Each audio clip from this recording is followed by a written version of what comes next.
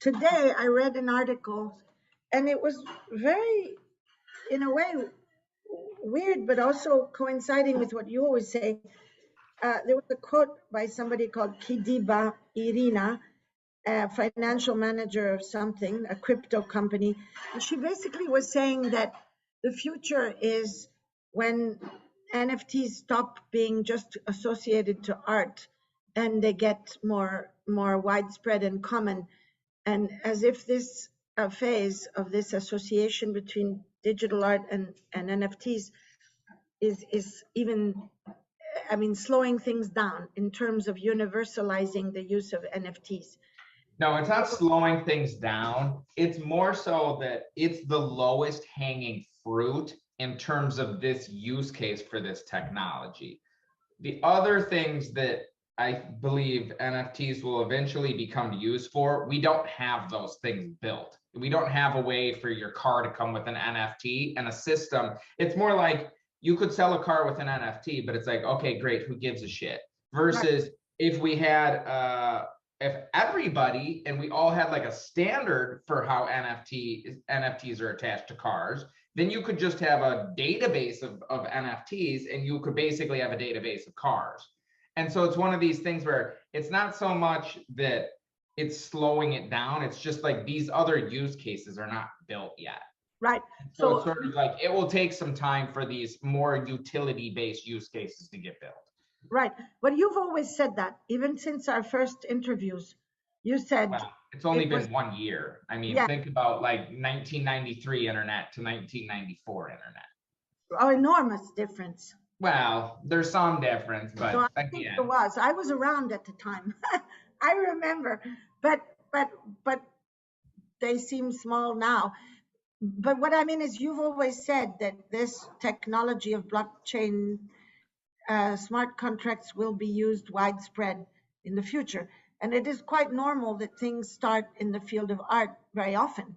I mean, Jules Verne, he wrote about submarines.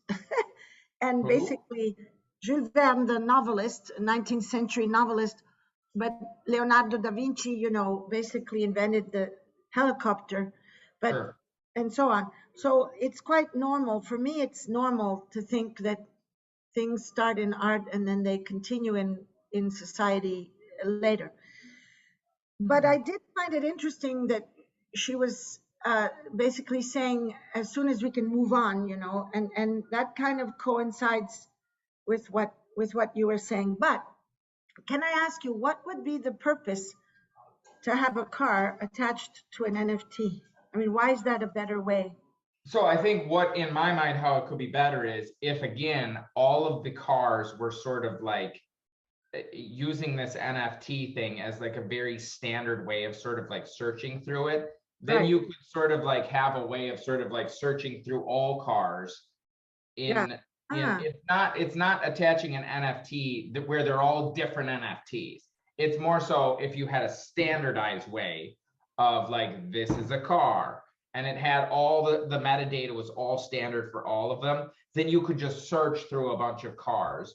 And the other thing is, if you had the car, it would be like easier to transfer the like ownership, that it's like, okay, whoever has the ownership versus now you got to have the title, you got to go down to the DMV.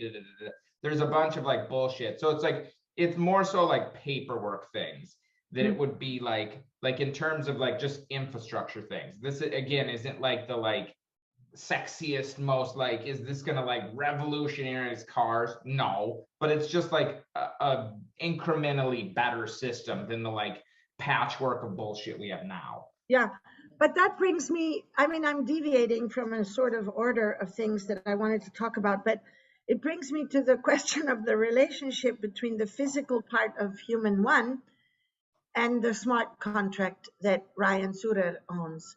In other words, I keep going back to this question all the time with you, but as time goes by, you kind of change your answer. So I find it interesting. So I'm going to ask again. I mean, you complexify and articulate more your answer. So when I ask you, where is the artwork in Human One, you know, is it in the smart contract at all? Is it in the physical object in the space at all? Is it in the video files that come from your studio, well, I think a little bit, yes. Is it in the past files that were there or not? What gets bought and sold when you sell Human One or when he sells Human One?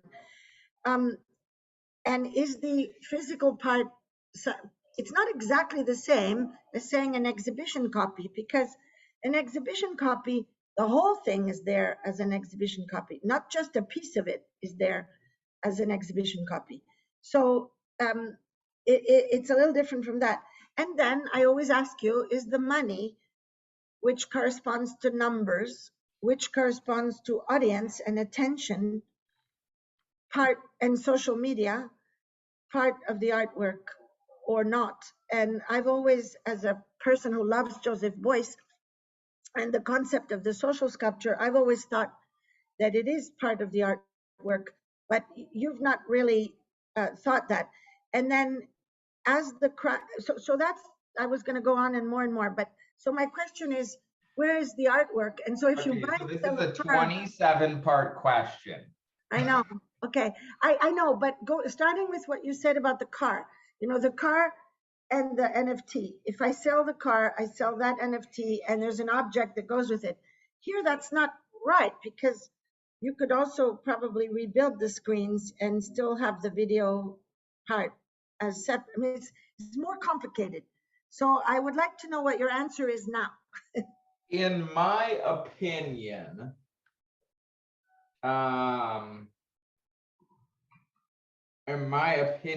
the artwork is the physical object.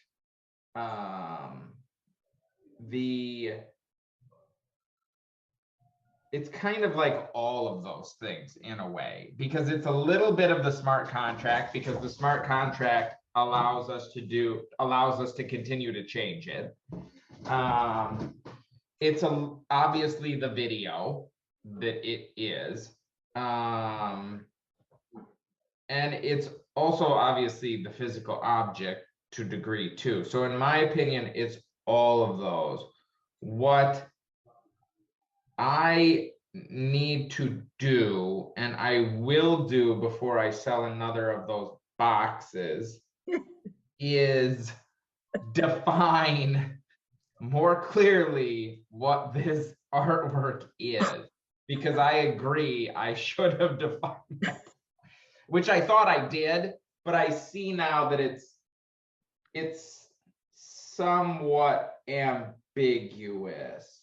I mean, to be honest, the whole idea of an exhibition copy to me it feels a little cheating. Right. Yeah. That's true, but that's how one. Do people do that a lot? Yes, of course, but it descends from conceptual art in a way. And that's where, and I see this piece as, I mean, to be honest, I think it is a little sort of like conceptual in my mind, because what you're also buying when you're getting that, as long as I'm still alive, you're getting a commitment that I'm going to continue working on this piece and that the piece is not finished to me. And so it is conceptual in that way to me, that it's sort of like you're getting the idea that I'm going to continue participating in this thing and that I'm doing that to show that this is a dynamic piece of art. I understand, but I want to go back to that exhibition copy and cheating. Now, I don't think we're exhibiting an exhibition copy in Rivoli, even though we did not insure anything for $29 million. Because why am I sure that I'm showing the work? I'm sure I am, because I have the courtesy in the label, and the label has the smart contract. That was very important to me. So what is being loaned to me is that smart contract, and that smart contract is part of the work. What do you mean that smart contract is being loaned to you? Well, the label says Human One 2021, and then it has the smart contract under it, and then it says courtesy Ryan Zurer. So fundamentally, in terms of conceptual art, I am borrowing the original work, because I am borrowing the smart contract. That makes the difference, a huge difference. and it has to do with trust and achievement of loans. Well, mean, you're not actually borrowing the smart contract because for you to actually, so it's not even the smart contract. For you to actually be borrowing that, I would need to give you the NFT. no, because that would be a gift. No, that would be a loan Of what? of the NFT. But wait a minute. The smart contract, well, here we have a debate. So the smart contract is kind of what is used to sort of like, it's kind of like the rules that sort of like govern how the NFT sort of like work. The smart contract, and so the smart contract and the NFT are two separate things. Oh, for God's sake, this is driving me crazy. So what is the NFT then? The NFT is the token that was sort of minted from the smart contract. So the smart contract is sort of like a set of rules that basically said, okay, we're going to make this NFT with these rules, and here's the ways we can change it in the future. So the smart contract kind of like governs, there's actually sort of a couple things here. There's wallets, there's smart contracts, and there's sort of like NFTs. NFTs are sort of minted from smart contracts. So people write a bunch of code and it's sort of like, okay, here's going to be the metadata in the in the token, in the NFT. And then they execute, they execute a function, which is like a set of instructions in the smart contract to mint the NFT. That actually creates the actual like NFT thing. So the smart contract and the NFT, those are two separate things. It's very complicated, and it's very complicated. And did I tell you about the people who locked $35 million in a smart contract? No. So you get this shit wrong. People, there was a project. Tell me again, though. I vaguely remember. Yeah, there was a project about, I don't know, 2-3 months ago or something like that. And again, because of this shit, if you screw up, there's no undo. There's no, oh, I'm going to call tech support and see if they can get this sorted out. No, you're fucked. And so programmers screwed up and they locked $35 million in a smart contract, which they will never be able to get out. That money is basically just deleted. It's gone. And but so it was not minted in an NFT. Not minted. It's sort of like it's locked. It's kind of like it's locked in the smart contract controls that money. And so it's locked in a place where nobody can ever get to it. Okay, now you're complicating things. I want to simplify them again because I'm translating for the traditional art world. Right? You don't really need to understand this stuff fully. Even I don't understand it super fully. Okay, because it's sort of like there's a lot of nuance and there's a lot of things, but yeah, but you don't really need to understand it. Okay, but I just want to, because I'm here in outer space, with these pictures of the black holes and nobody knows what the hell that means, really. I want to go back to the issue. Now, when I borrowed Human One for an exhibition, it was extremely important to me to be able to borrow it from the person who had purchased, I mean, I'm not going into the details of if there's more than one person or not, but purchased it as an NFT. And therefore, the smart contract, which is associated to that NFT, was very important for me as a description of the medium, let's say, in the label. That's important because for a curator, if you borrow something, for example, from a collector or from an artist, it has a certain number, it has a certain prestige. If I go out and take a copy off the internet of a video, and I didn't even tell anybody who has the rights on it of any sort, that's like a fake exhibition. That's like the immersive Van Gogh, and it's not Van Gogh. So in order to show that I have the original artwork in my exhibition, and what this gives is empowerment to the viewers, because the viewers who come to the museum say, wow, we have Human One, wow. And I'm in front of this digital artwork, which is the digital artwork. It's like borrowing the NFT, the smart contract, I guess, associated to an NFT of an everyday versus just downloading the everyday and printing it out and putting it on the wall in the museum. Yes. So for me, this was the proof, let's call it the proof, that it was legitimate art curatorial practice, that I borrowed the artwork. And it was all connected with that smart contract being able to put it in the label. That's why I went through so many. Well, it's part of it. There were two things. For me, the other is working with the artist. When you work with the artist, it's legitimate.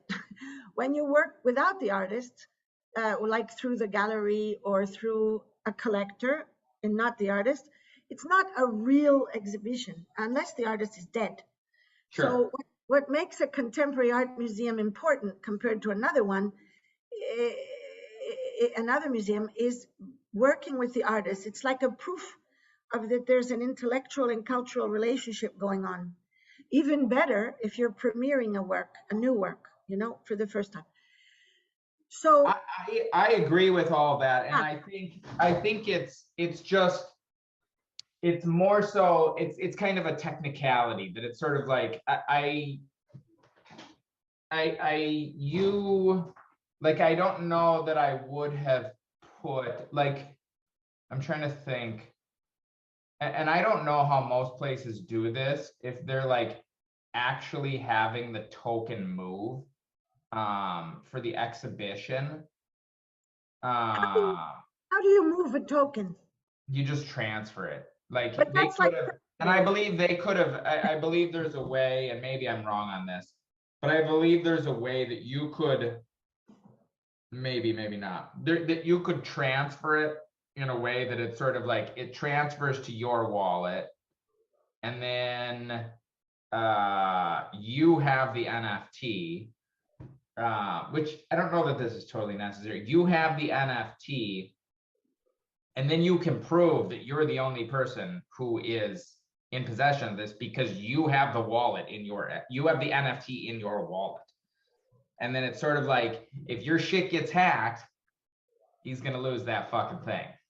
But it's also then you really have it. Yeah, but that's not borrowing, that's gifting. No, it's borrowing, because it's just like, again, that is the way, if you want to really sort of like be like, I am the only one displaying this thing, that is what you actually have to do. He would have to give you the NFT, transfer the NFT to you, then you have it in your wallet, similar to a painting, where if that painting, somebody breaks into the fucking museum and steals the painting. Would you like some wine? I'm gonna drink. What's up? Wine. If somebody breaks into that fucking museum and steals that painting, you're going to have some answers. You're going to have some collectors to answer to. You would have the NFT in your wallet, and then you would give it back to him at the end of the exhibition. How would I? It's not buying how would I give it back? How would I transfer it back? You just say, I'm sending it back. That's it. So I would have to have sending these things back and forth is trivial. It's like nothing. It's like, I know, like but you would have to trust me that I give it back to you. Yes, but the same as, it's no different than a painting. You have to trust that you're going to give the painting back when you borrow it. You can just be like, fuck so this, this is impossible. Okay, so this is something that literally exactly the same. It's impossible though, because we cannot transfer value like $29 million. It's impossible. Of course you could. You transfer value in paintings all the time. No, because we insure them. Well, did you ever get a painting that's worth $50 million? Very, very rarely. Very, very rarely. No, very, very rarely. Because okay, but do you sometimes?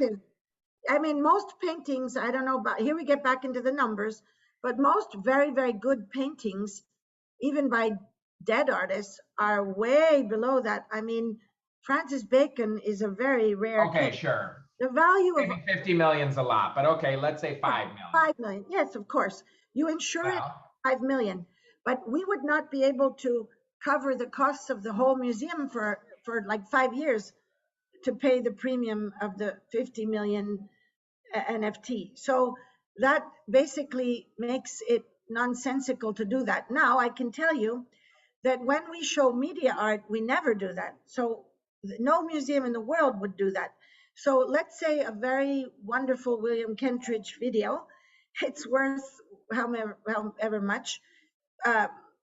we would never insure it because we borrow the media file, and So it's when you, like that's actually a good question. That's a good question. it's So an when you show execution a media file like that, what do? They just send you the file and that's it. You throw it on a projector, who cares? No, I wouldn't say that I throw it on a projector. Who cares? Well, whatever. I'm just Personally saying, install it. like, Yes, but what counts there is what I was telling you, the label. When the wall museum label, if it says collection of the artist, it's valuable that I'm showing it. If it says lent by MoMA, we've borrowed videos from MoMA and we send videos to other museums. It says collection of Castello di Rivoli. So what's in the label gives it authenticity, sure. not the fact of having paid the insurance company, for the market value of the video work. So I agree. that's not I that agree.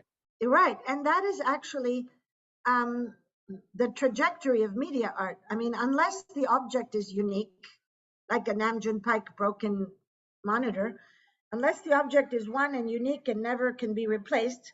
So it has to do with the intention of the artist. Do Well, you to be think? honest, that's how I intend Human One to be. I don't intend Human One to be like these exhibition copies and it's all over the place and whatever. That was mostly just because it was sort of like, if we wanted to do the thing right now, that's what we needed to do. But I envision it to be like the one in Christie's, that is the fucking one. And so it's sort of like that's kind of Okay, where we're well, sort of that's a problem. So what you're saying is that the physical object that is at Christie's, the physical object is the artwork as well. It's in Christie's, and there's only one. it's only ever in one place at one time. There's only Yeah, but we one of worked that out. But we have worked that out in the art world. We're not stupid.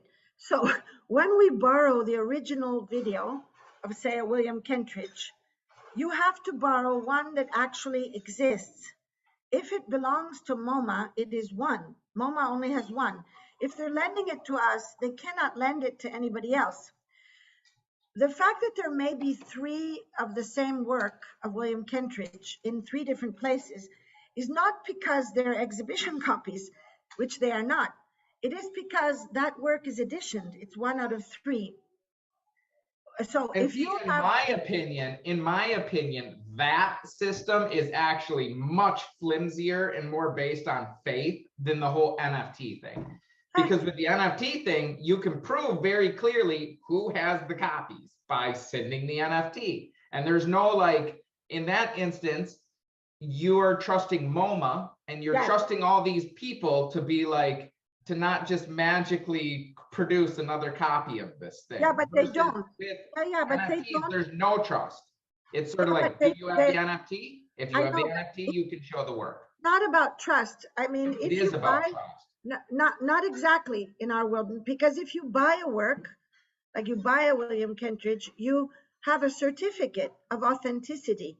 If that work is editioned in five copies, say 1 out of 5, 2 out of 5, 3 out of 5, 4 out of 5, 5 out of 5, by the way, the 1 out of 5 is worth more in the market than the 4 out of 5, although it's sold at a lower price, because the first edition sold is usually at a lower price, and then the third edition and the fourth edition cost more. So not only do you want to be the first museum to acquire it, you also want to have that prestige of having the lower number in the edition. So when they send you the work, do they send you the certificate of authenticity? Well, no, they don't send a certificate. Absolutely not. But we So borrow there you go. work. Then what is the artwork? The artwork is, well, no, that's why I'm trying to figure this out. I think there is a difference. I don't think you need to send the certificate, because in the case of William, the artwork is not the certificate. The artwork is the video, and the certificate certifies that there are only 4 or 3 or 2 or 1 legitimate copies, and that's it. So if I don't write courtesy MoMA, or I don't write courtesy the collection of the artist, I might be pirating it. So for me, it's all in the label. It's all in the label. Nobody needs, if I wanted proof, But you, let's say in that, that instance, you are trusting that they still have that certificate. of And course, but if by I did, putting in the label that you have the right to do this, you are trusting that they didn't do it to 3 people. That's actually the problem that I'm not NFT only solves. trusting, no, I'm not only trusting, there's a loan contract and they sign the loan contract. If they're lending something that they don't have, they're breaking the law. So, Okay, you're trusting that they're not breaking the law, but that's where yeah. NFTs are different Ah, because you have the actual code and you can see. I don't have to fucking trust you. I have the file on in my wallet. There's no trust needed. I can see I have one of the 3 copies. Period. but I could ask MoMA to send me a scan of their certificate if I didn't trust them. You could, but you have to again trust that they're scanning the paper and they didn't just do that with 3 other things. I promise you, you're trusting them. Yeah, I understand. Okay, I think we got somewhere here.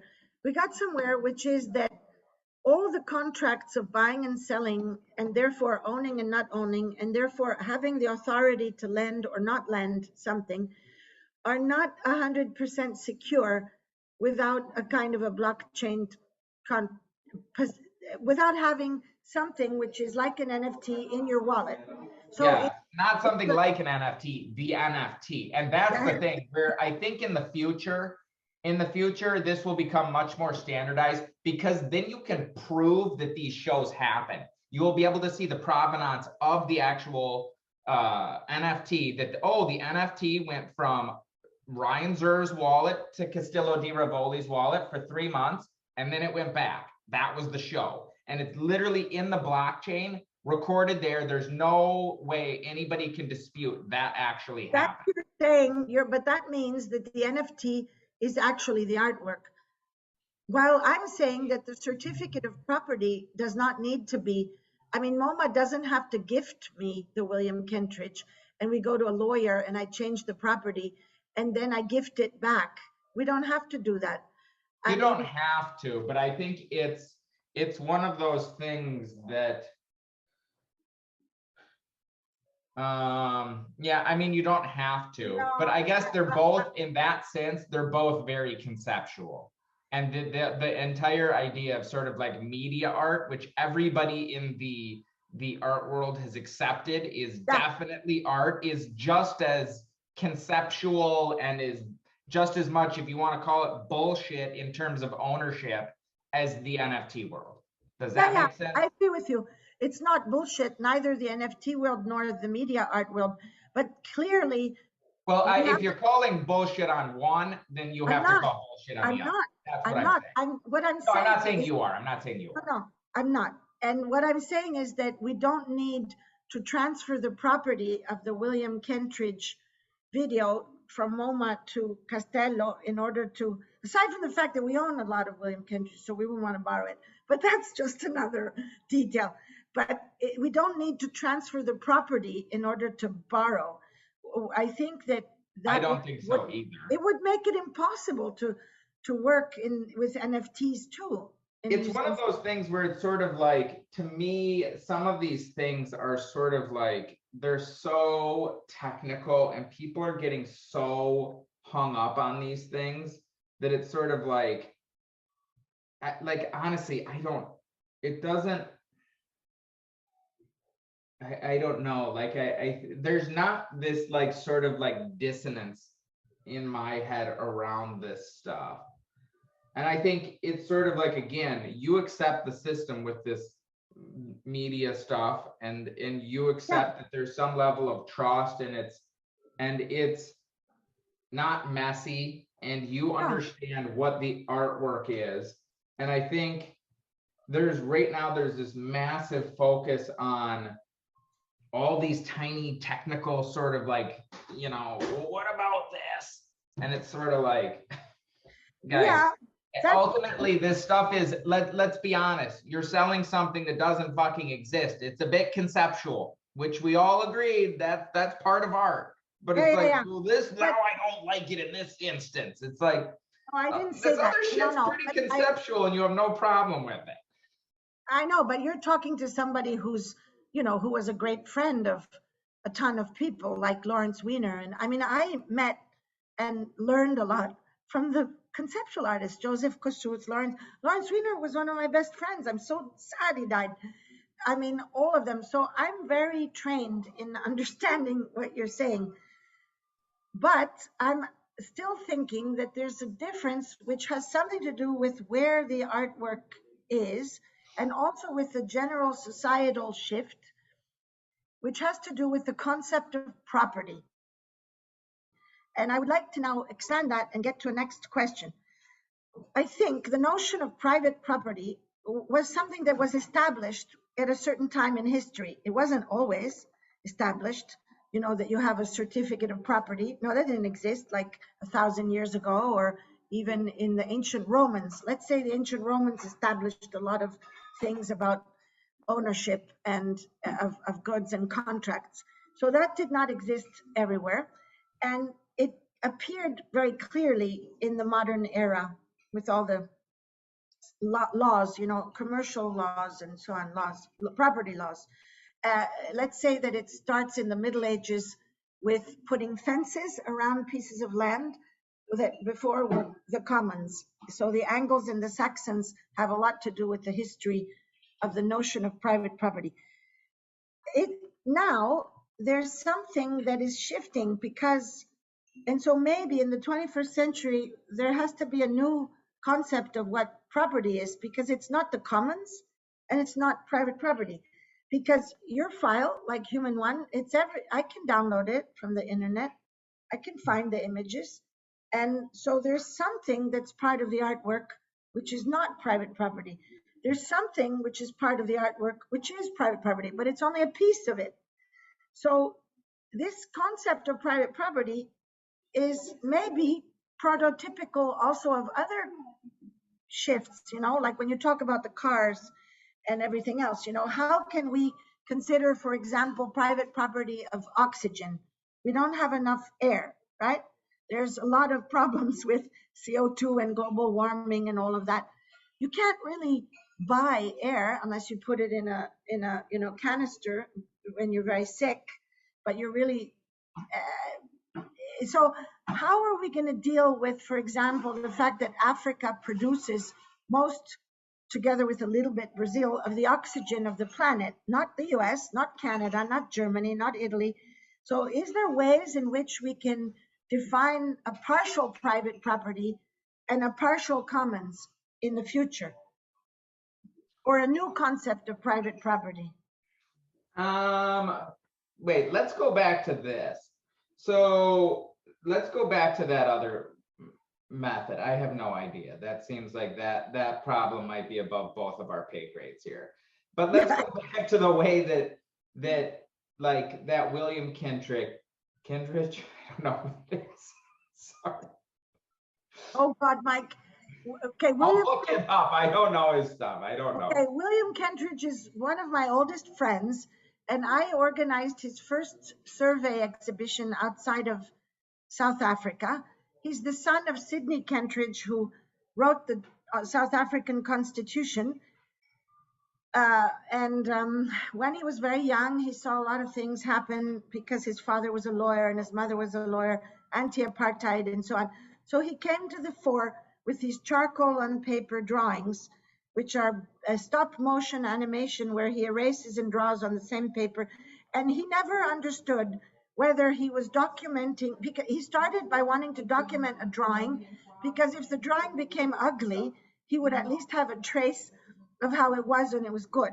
So that's how it started. But then in the end, he never understood if the drawings are made for the making of the film and the artwork is the film, or if the film is a documentation, of the reverse. So in this kind of uncertainty where you don't know where the artwork is quite, he became very well known and maybe was one of the most important artists in the 1990s and 2000s, and was in the Documenta of Catherine David in 1997, and now works with Marion Goodman. And anyway, I adore I adore lots of very good artists. I will look up his stuff. That sounds super interesting. So is his stuff on YouTube? Yes, because he worked this out. He worked out that he makes the video, which is in an edition of, say, 3+2 artist proof or whatever. And then he also retains the rights to distribute it freely for educational purposes to anybody. But you're not showing the artwork, you're just doing a screening. And for that part of his work, he has copyright over it, obviously. So he can ask you to pull it off of someplace.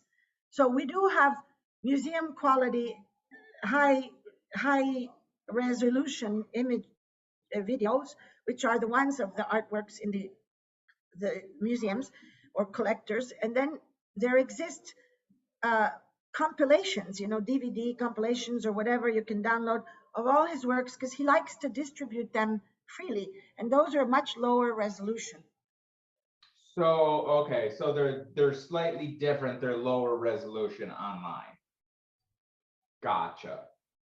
Because I think to me, it's sort of like that seems like there is some sort of like precedence for this stuff, that it's sort of like, well, why would you borrow? I mean, I guess in this instance, because the ones online are sort of like he's purposely making them worse. No, it's just that it's easier to send. It's lower, lower weight. But I wouldn't say he's purposely making them worse, but I would say the opposite.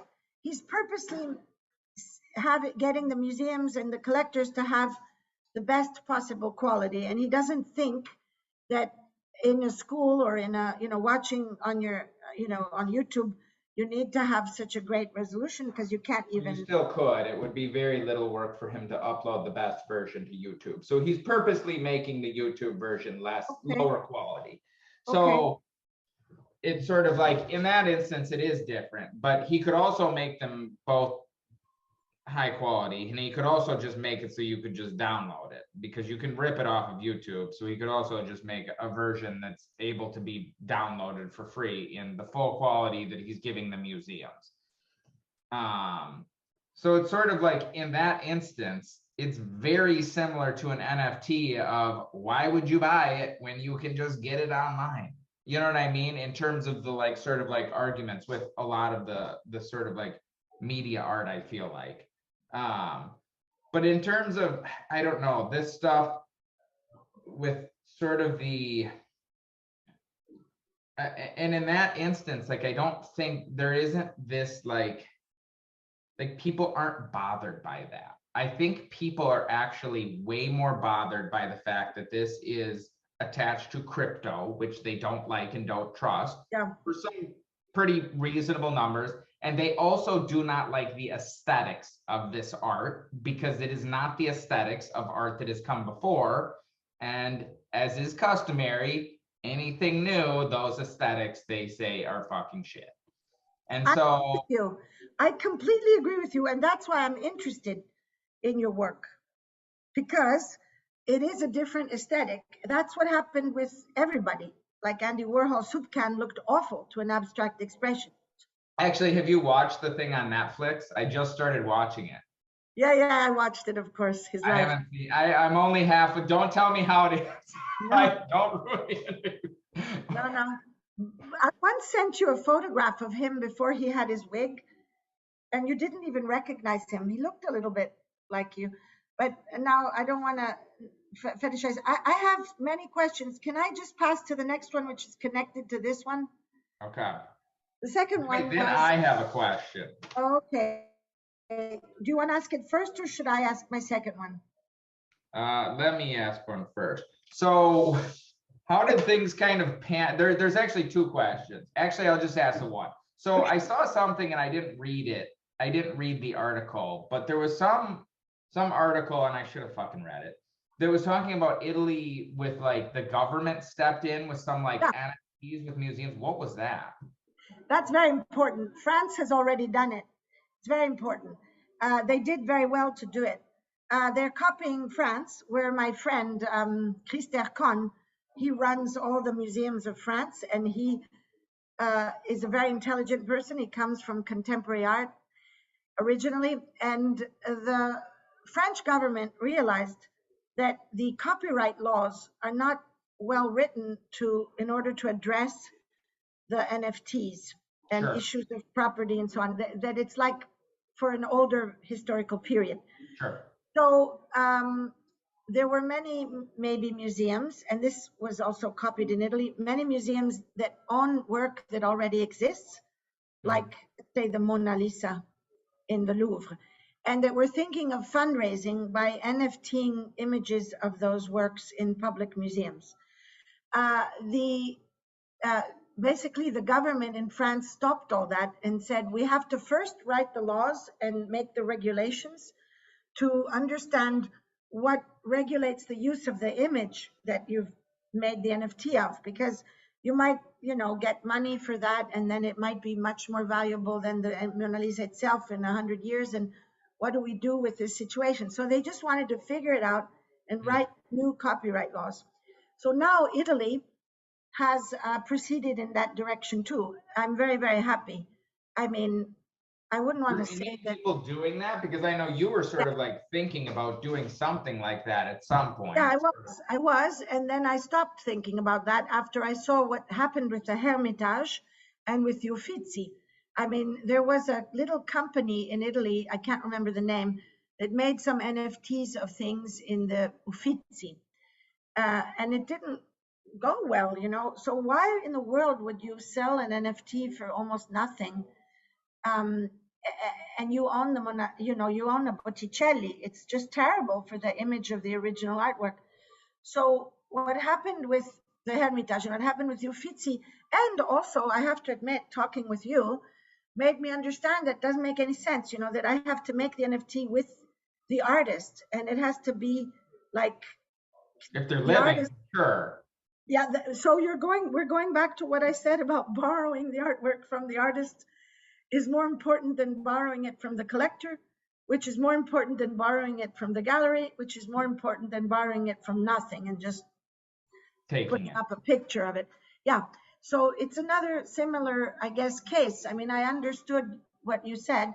And so they basically just said, chill out here, guys, until we fucking figure this shit out. Yeah. We cannot let you museums start making NFTs of all your chefs-d'oeuvre. Makes sense. And then we don't have any copyright laws that make sense in relation to this. So we need to figure those out. Where do the royalty goes? Maybe we have to put in a smart contract that there's always a royalty for the museum forever and ever. Yep. I mean, we have to figure it all out. So I'm very happy that was done, that was blocked. And so that's that. But was that your question? Can I ask my question? Sure.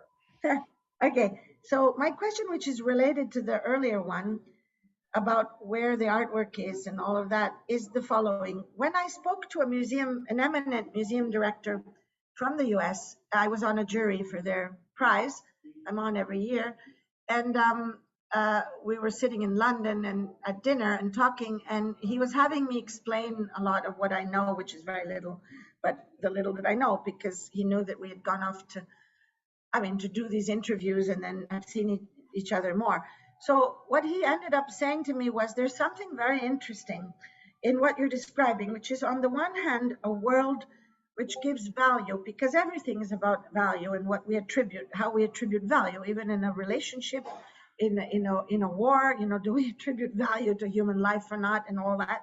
So the interesting thing is the contradiction between, on the one hand, value having been given to the openness, to the sharing, to the community, to the 2.5 million followers, to this attribution of value to no gatekeepers, to all of that against the elite. And then on the other hand, this world which is very conscious of a small, not small, but of being part of a hermetic circle of secrets,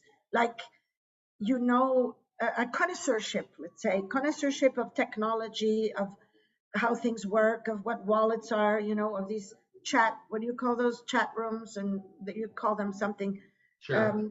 And there's some sort of a hermetic and coded, the slang, the abbreviations, a kind of coded thing, so you're either in it or you're not in it. And otherwise you're like a spectator just watching this. Partly it's a generation, I'm 64. So I don't feel humiliated that I don't understand anything and I don't have a wallet and I don't mint things. I'm very, very curious, but maybe somebody else might feel humiliated or there's a barrier of secret knowledge that you have to know, like mathematics you have to know. So this hermetic on the one, what? I would not say it's secret knowledge. It's just knowledge. that Right. you have to figure out, but it's freely available. But as we stand now, we're talking about a world which is very, seems very coded and very difficult to access. And the thing is that on the other hand, there's this value given to this idea of distribution and sharing and free and collective. So when you say the world is coded and difficult to access, there's literally dozens of or hundreds of sites explaining here's how to buy. There's plenty of people who would love to tell you how to buy an NFT. I can assure you of that. They would love to help you buy an NFT. So the world it's coded in some sense in the actual content, that there is a lot of codes in the content that I make that is sort of like embedded in or draws from kind of like meme culture and sort of like internet culture. And it would be difficult, though not necessarily impossible, to figure out what those memes are, because it's sort of like jokes upon jokes upon jokes upon jokes. But the actual participation in this thing, it is absolutely open to everybody. Anybody, anywhere in the world, without nobody, doesn't matter who they are, you can get on, take a piece of artwork of whatever the fuck you want, and suddenly start participating in this market. Now, participating in it and anybody giving a fuck that you're participating in it are two very different things. Just like nobody can stop you from going and drawing on any piece of paper and going and standing wherever the fuck you want and trying to sell that piece of paper, and you're suddenly part of the art world selling your artwork. And it's sort of like, is anybody going to give a fuck? No. So it's sort of like, that's the thing. And I think there's this confusion that it's sort of like, you start selling something as an NFT and suddenly everybody knows about it and they want to buy it. And it's like, no, that's not the case. Yeah, it's right. Just like if anybody, and it's like, oh, they're tricking you into participating in this. It's like, no. Just like, that's like saying like, oh, the canvas industry is tricking people into being artists. It's like, anybody can go buy a canvas and start painting on it. Nobody's going to give a fuck. Like, that's it. If just because you did that doesn't mean anybody's going to give a fuck. And that costs money too. It costs money to buy canvases and buy paints and da. And then when you do that, there's absolutely no guarantee that anybody's going to buy that from you. Yeah. And the NFT world is the same thing. Everybody is free to participate. And everybody is not guaranteed success, though. Right. That's not my question was something else, but I think you replied. My question was, it's a very interesting phenomenon because on the one hand, there's this apparent hermeticism, and on the other side, there's this apparent attribution of value to this openness and to this sharing and to this anyone.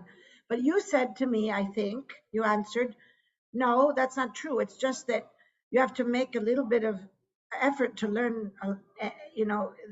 How to learn is all over the place. You just have to pay attention and learn how to do it. So more or less, you're saying that there's a generational divide more than I don't think it's a generational divide. I think it's an information divide, because again, there's nothing that's stopping you from doing it as a however old you said you were person. You could still do it. It's just you don't have any interest in learning how to do it. No, but I'm not talking about the making of the NFTs. I'm talking about the audience, the public.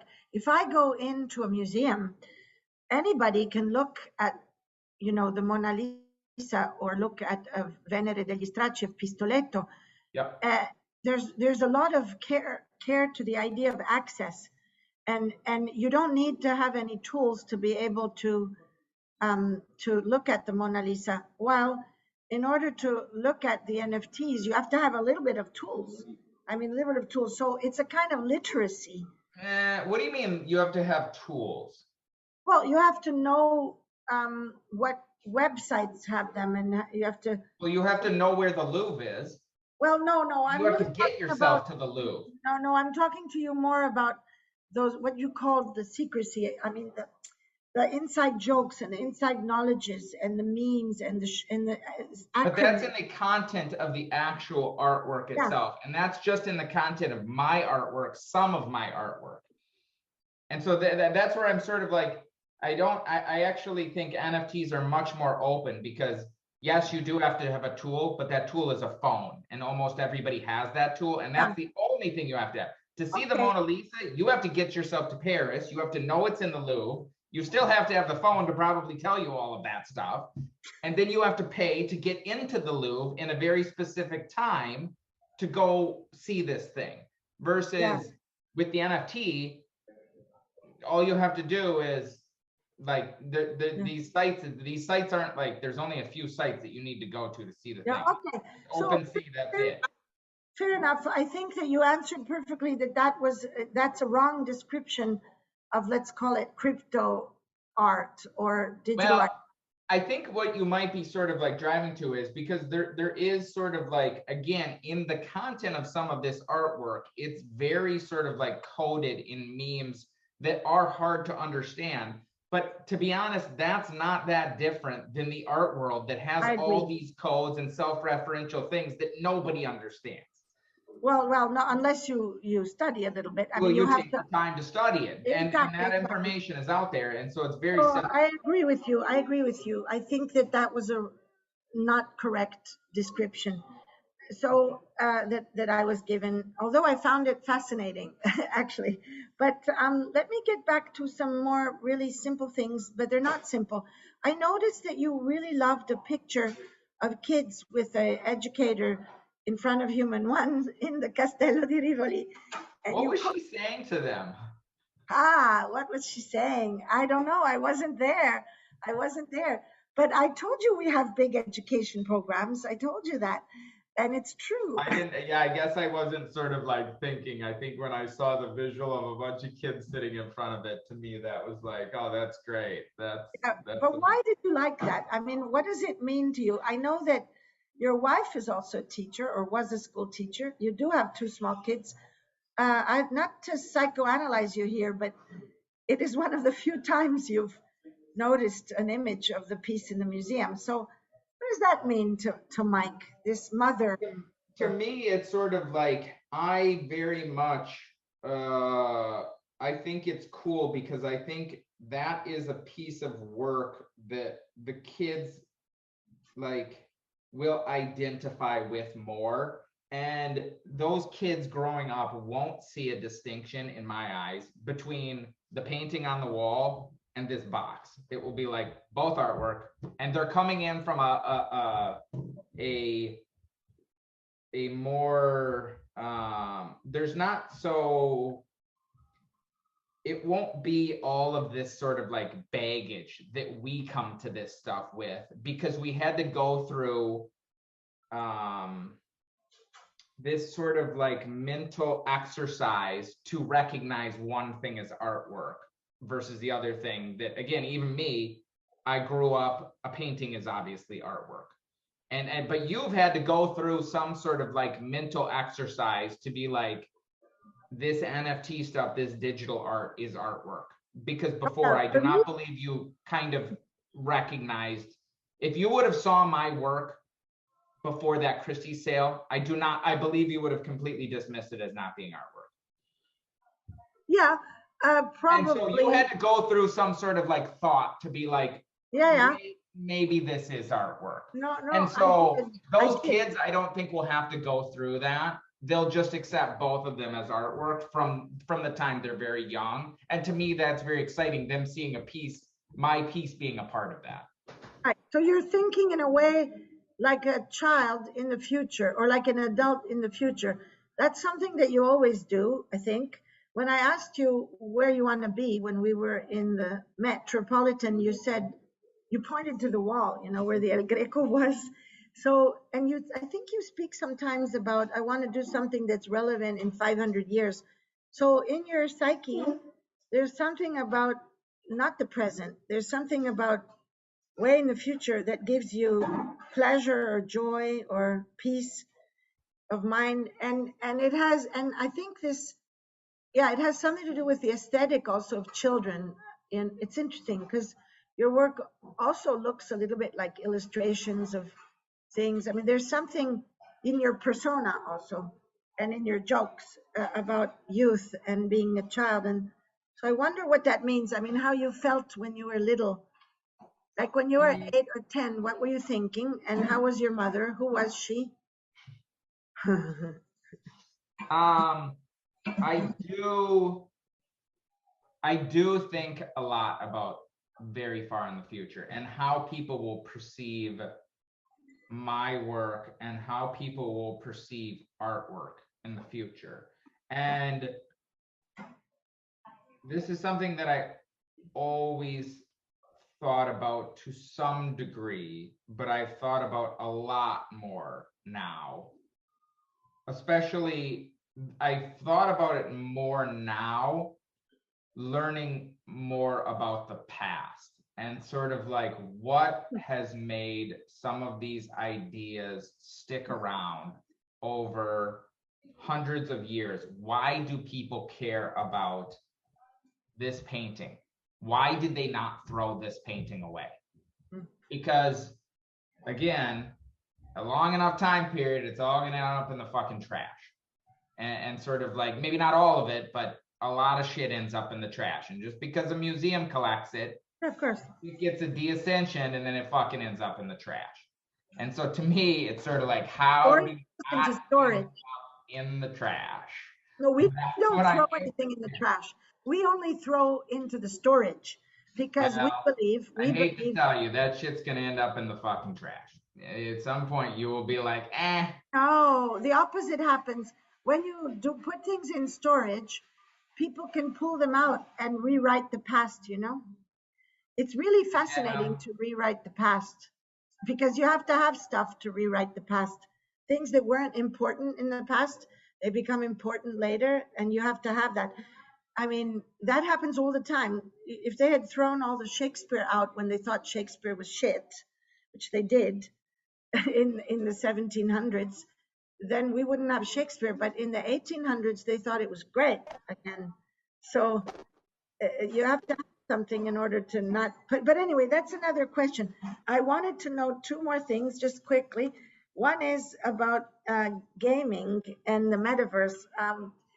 Do you think, because I think a lot of people are thinking that gaming is the space of subjectivity in the future, and that I have to make exhibitions about gaming, you know, and I do understand that it makes sense and that it's very interesting that people are together online playing games. But I wanted to know your opinion on that. And I can tell you that I did one test with my little grandchild, my daughter's son, and I said I was with him 2 weeks ago, and I said, "Do you play games?" And he said, "Yes, I do." And I said, "Well, show me the games, you know, show me some stuff." And he showed me some stuff, and then I said, "Hey, you want to play checkers?" And he said, "Yes." But you mean like on the computer? I said, "No, real." And he said, "Oh, I'd love to." So I took him to the shop and we bought 5 games, like 5, a sort of a Monopoly, a sort of checkers and so on. And we played for like 5 hours with physical games. And I said, "Which do you like more?" And because I'm a little bit of a scientist, you know, I ask all these people questions. And he said, "Well, I really like physical games more. I Go. like." So what does that mean? What does that tell us about this whole idea that gaming So is? I could have guessed that he said that because there's a very specific reason why he said that. Because he plays video games all of the time and he doesn't get to play physical games very often anymore. That's it. And therefore? Therefore the video games are like the default. That it's sort of like, if you're always doing something, it's like the same is true of my kids because they play video games is like, that's like nothing. That's like the thing that they do all the time. So it's like when it's like, oh, let's pull out a board game. It's like, oh, this is a special treat. We don't get to do this very often. or we certainly don't get to do it as often as we play video games.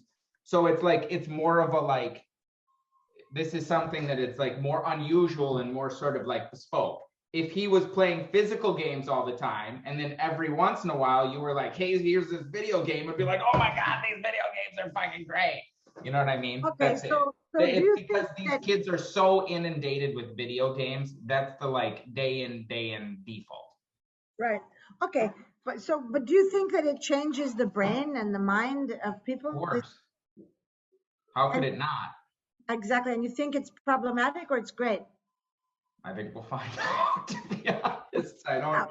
I think there's probably some good things about it. I think, to be honest, I think video games are very engaging, and I think they can be very educational. And I grew up on video games, and it was, I learned from them, and I learned a bunch of things, and I think they can,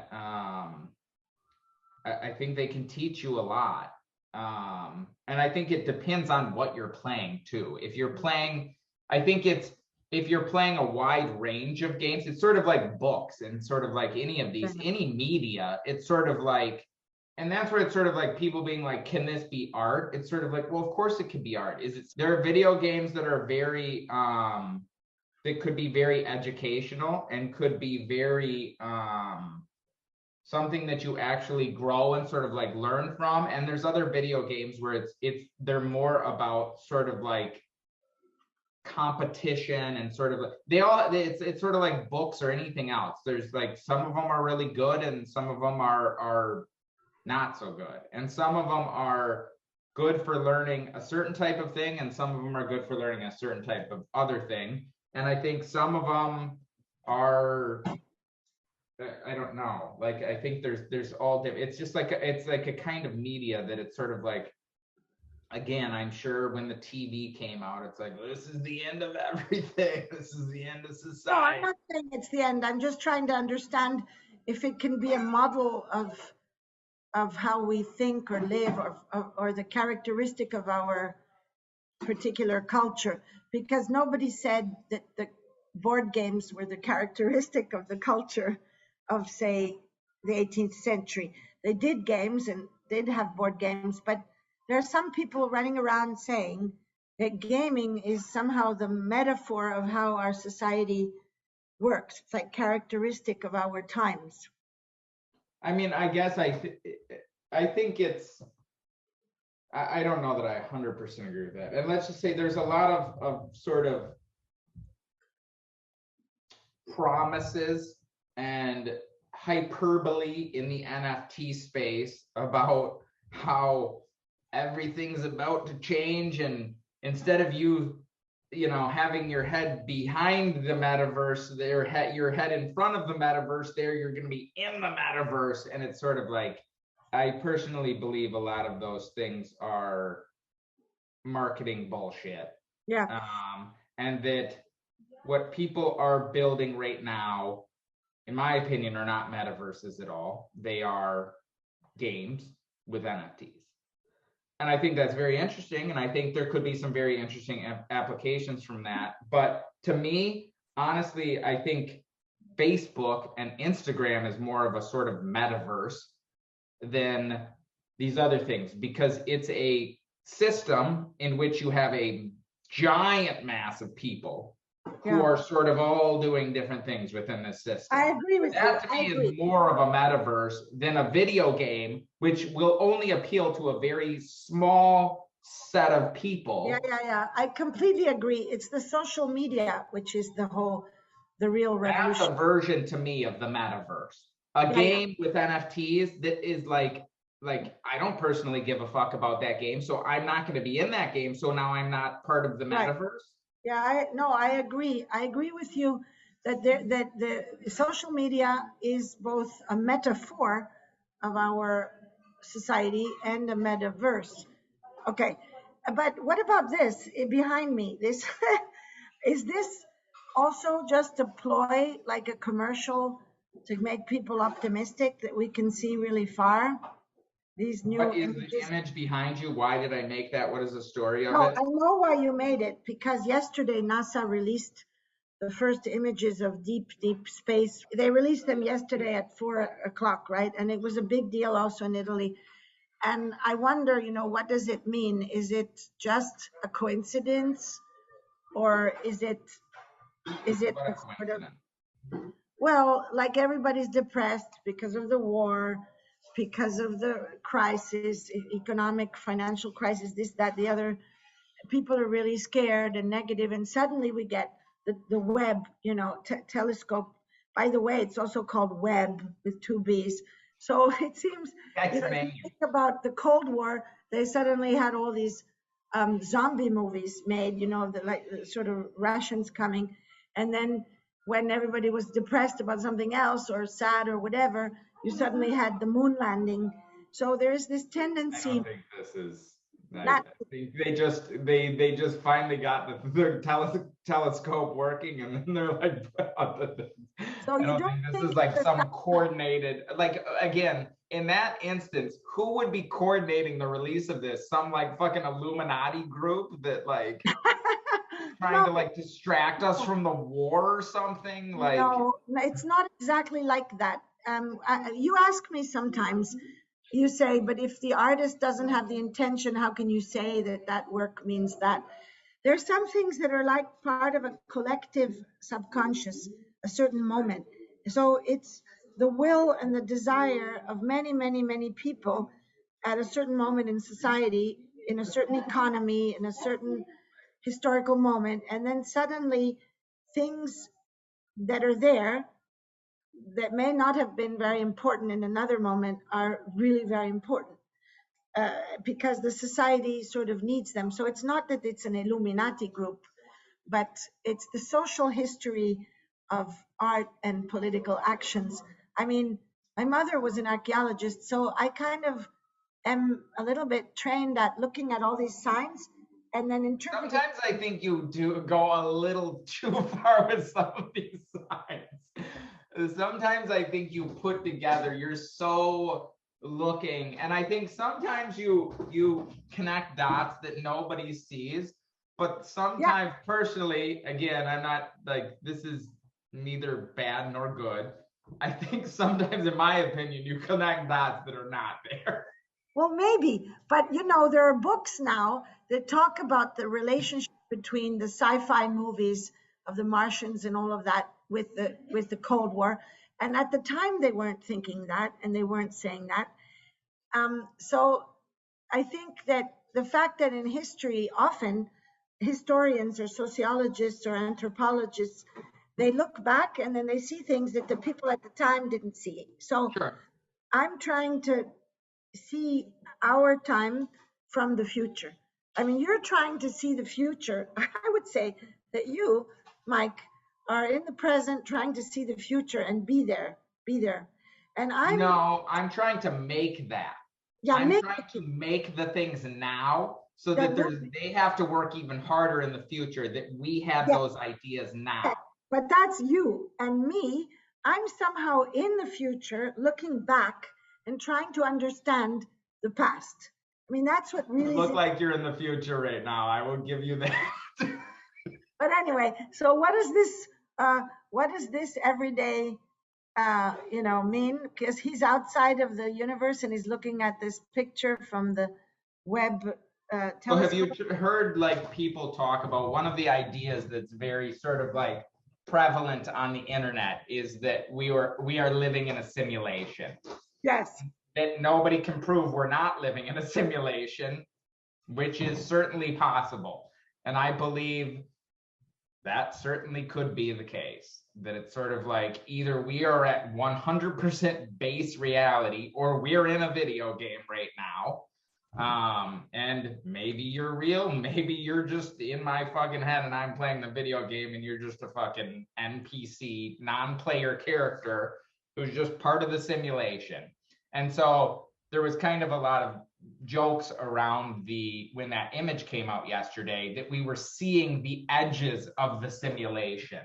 And so I wanted to imagine what it would look like if somebody was looking at our simulation, watching our simulation, some other sort of like more advanced race that created this simulation, and they're looking at it, and it's sort of like that's the person is like a person who created our simulation, and they're looking at it, and this is the like that dome is like the like viewing, and the like base is sort of the computer around it is the computer running the simulation, and this is Okay. how they look into our simulation, Okay. look into So our that world, brings, and watch us. that brings to my mind two things. One is that when I was little, there was something called the Twilight Zone. Yeah, It I was like remember a that. series, I and did that was not all. like it that much though. My dad made us watch that a lot, and I was always like, ugh, this is. I didn't like that it was in black and white, Oh and well. Anyway, I loved the Twilight Zone. Maybe I don't know, some episodes were okay. but it had a lot of these episodes were about being in a simulation. A lot of them. Yep. So that's one thing that came to my mind. And the other thing that came to my mind, if someone is looking at us in the simulation uh, from the outside, that's a little bit where I want to be when I look at us from the future, as if we're the past, trying to connect the dots. And so that's an interesting thing that you just described, because it's exactly what I was trying to describe, which is how you can be outside of something and see it and analyze it, and you're also somehow in it, and that's kind of hard. So how to Yes, pull that's out. very hard, and that's the thing that I think is there's a lot of people in the art world who are very good at looking at the past, and it's like, guys, that's not hard. 20 hindsight is 20. Well, let me say that that's maybe a little reductive. That's not as hard, in my opinion, as looking at the future and doing what you're trying to do is understand what's going on right now, Yeah, because that's as if hard. it's the past, as if it's the past. As if it's the past.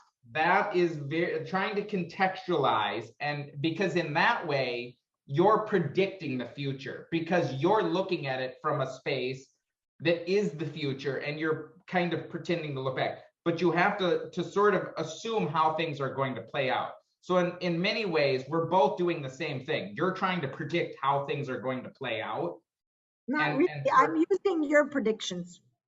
what's up. No, I'm not really doing that. I use your predictions Well, okay, in you're order sort to. of like you're I, yeah, in I use some your ways you're trying predictions. to sort of like predict, but you're thinking Hmm. about the things I'm saying, and oh, does some of them make sense, or some of them I don't think that's gonna fucking happen. So it's Yeah, sort of yeah. like you're trying to predict the future in a way too, and I think that's very hard.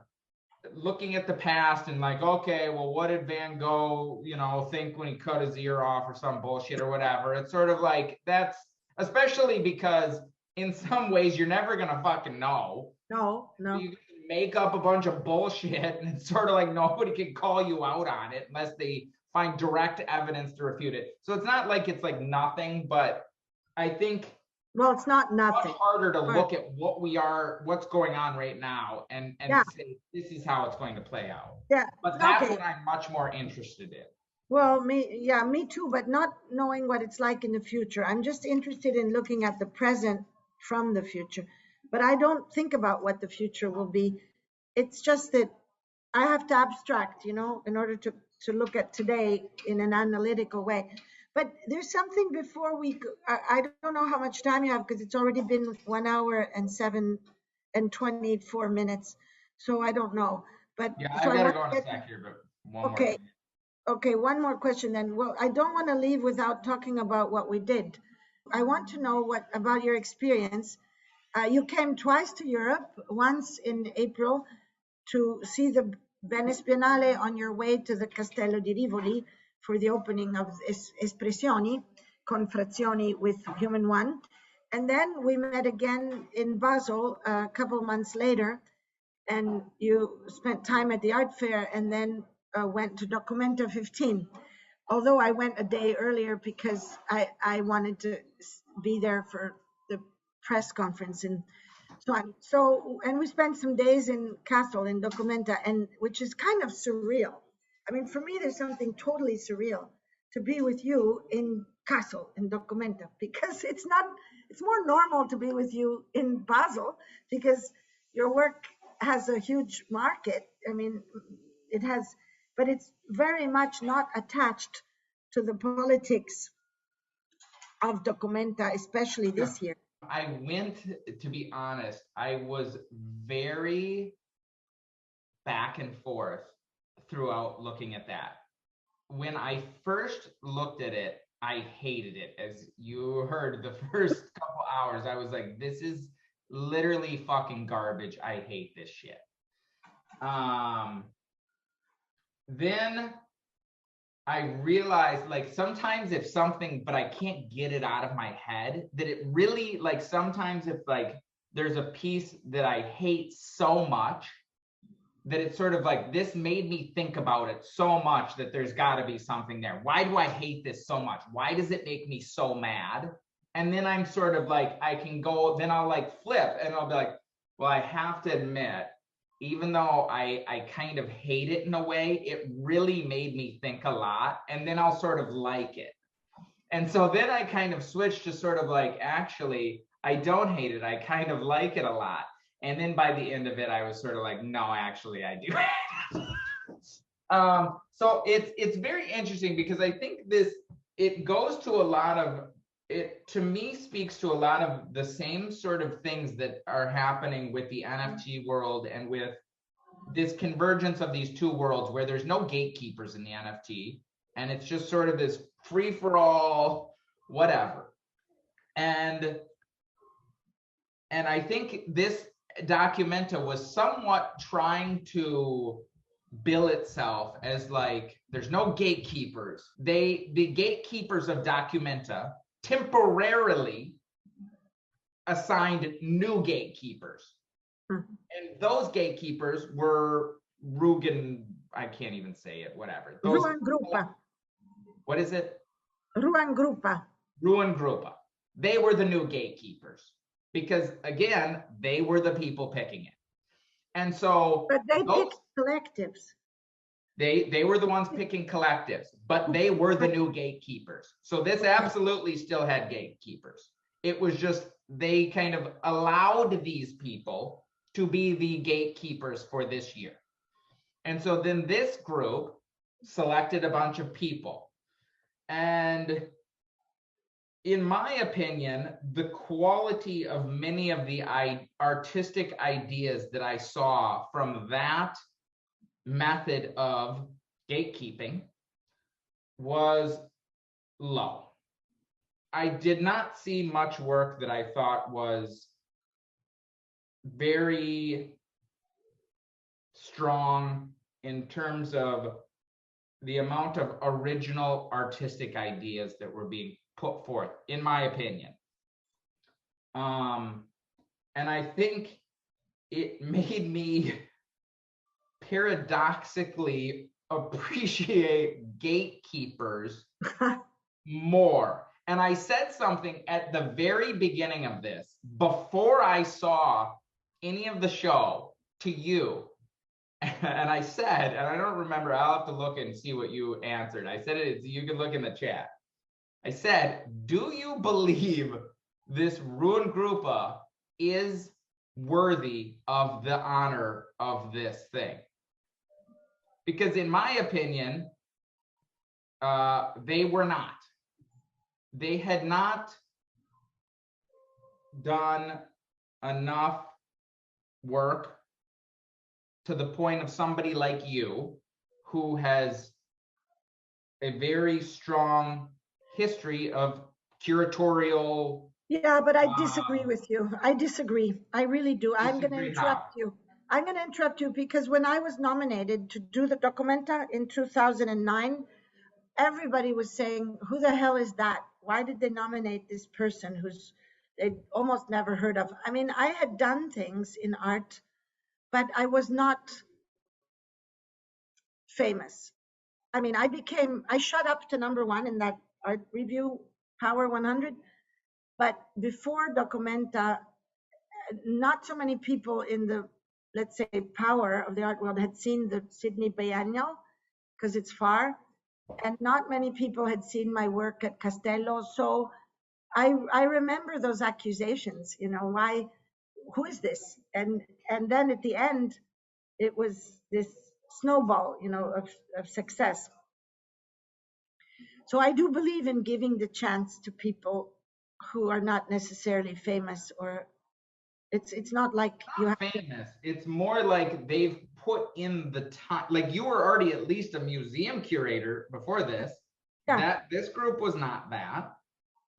And when I tried to find any sort of like, okay, what have they done before this to sort of like, am I like missing some? I could find very little. Yeah, but they did it in Indonesia, and this whole politics of this documenta of the people who chose Ruang Grupa, like Charles Eschi and others, they wanted uh, outsiders who are not part of the gatekeepers of the official art world, and they also wanted to shift, to another part of the world, which is not the global north, and give it a go, So, um, and I don't even think it is important to them whether there is worthy artworks in it.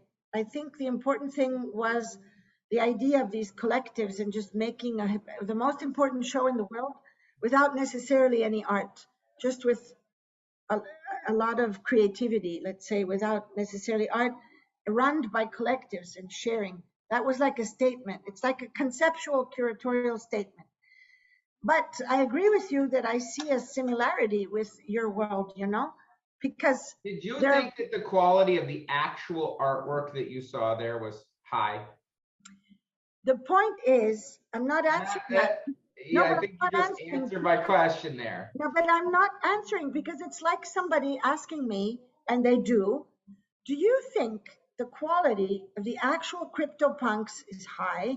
And I try to say no, but that's not, I say to them, I don't want to answer because it's not about the individual image of the CryptoPunk. It's the whole system of the seriality and the variations and the distribution of it because you explained it to me. So I try to tell people you don't understand what's going on in this NFT world. So I would kind of answer the same to you. These are two universes full of no gatekeepers. And what they wanted to do in Castle was a kind of an image of that. It's like as if you take the NFT art world and you give it to somebody who's does a documenta where they intentionally want to bring in a lot of crap and a lot of good things, but a lot of bad things because they're saying this is what the NFT world is. But We sort want. of to me, there's two different things that you're talking about. You are speaking to the concept of the fair itself, and Yes. I'm speaking to the product of what that produced. And so to me, you keep speaking to the concept of the curators of it. Yes. And I'm speaking to, okay, that's great. But in the end, what did this produce? And so Well, in it the end, produced it's the. sort of like I'm looking at each individual artwork in the show, and it was sort of like I get the concept of the people at the very top. And there's a lot of focus on, oh, they were so sort of creative to do this, whatever. And that's fine. But then at the end, did this produce? I'm also looking at it as like, okay, that's an interesting idea from the people at the top's perspective. But then in the end, did this produce a show where the actual artwork in the show was strong? In my opinion, it did not. Yeah, well, I might agree with you, actually, and I don't remember very much individual works except for. That's a good point. You don't even remember very much individual works. Yes, that's true. Except for I really liked in the Documenta Hale, that group from, I think it was Dhaka in Bangladesh, that you actually referred to in your NFT on the day that you visited Documenta. There was the Campbell Soup one.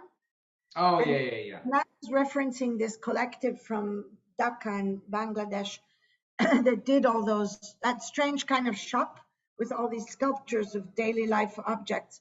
I think that was a good project, actually, um, in the way that it conflated the idea of these little terracotta or whatever they were sculptures and the idea of the shop. So I thought that was good, but and there was a lot of different things. I mean, the tapestries of the Polish artist in the Documenta Fridericianum, and there was, I mean, but I can agree with you. And I think that I mean, what's interesting to me in being in the future and looking at the backwards, is that I see this big mess in the traditional art world where the gates were opened and the flood came in, including anti-Semitism. And then I see at the same time this huge cosmos, speaking about the image behind me, huge cosmos of this digital stuff, all this mess, again, chaos and a lot of really bad things. And then suddenly, there might be some really interesting things. Like I come across you, or your work, or Pac, but overall, I see these two kind of floods, and funnily enough, they happen at the same time.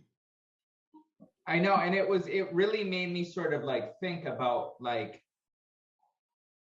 it really, and that's why I kept going back and forth, that it's like, oh, there's no gatekeepers, and then it was like, wait a second, yeah, there is gatekeepers, and then it's like, and then it was sort of like, oh, but it's this sort of more democratic process where they're sort of like bringing in all these people who normally wouldn't have this sort of like chance. But then it was sort of like, yeah, but in the end, what they produced kind of blows. Why did I get very fuzzy here? You keep getting very fuzzy, but the cosmos is wonderful. I don't know why this isn't focusing. So it's one of those things where I really kind of went back and forth a lot, and sort of it made me realize that there is a time and place for some sort of like curation and some sort of like contextualization. And I think it needs to be somewhat of a balance, I guess, in my opinion, that it's sort of like there's neither system is the right system solely, in my opinion, that there needs to be some sort of like recognition of sort of like or some sort of like democratization of the process. But then also I think there's still value to people who are truly experts and can and sort of can see what are stronger ideas that I think that are legitimately new ideas. I understand what you're saying, and I think one could summarize saying that it's the dilemma of what do we do with collective intelligence. When does collective intelligence become collective stupidity? And I think there's exactly. I think there's a lot of like right now it's very much like, well, if we just get more voices, then it's going to be a better outcome. And it's like, I don't know if that's necessarily true. And again, we had a lot of people vote in our last election, and we voted for Donald Trump. And it's sort of like, so I don't, not 100% true. More people equals better. And I think that's something that to me I think that the idea that that is true is sort of narcissistic, and that everybody's an expert, that it's sort of like, well, my voice on this thing is just as valuable as anybody else's. So the more, me out there in terms, when I say me, it's like each person is just as like nobody's smarter than anybody else. And it's sort of like that. It's sort of like, so if we just get a bunch of all of us, we're all fucking geniuses at everything. And so if we just pool all of our ideas, we'll have the most super genius outcome. And it's sort of like, I don't think that's true. I think there are people who can know more about certain subjects than other people, and we should probably listen to those people. Do you know what I mean? Yeah, I do. Anyway, is there anything that we missed that you wanted to say? I think we're good. Awesome. Take it Okay. easy. Have a good night. Ciao, ciao, Bye. ciao. You too. Bye. Bye-bye.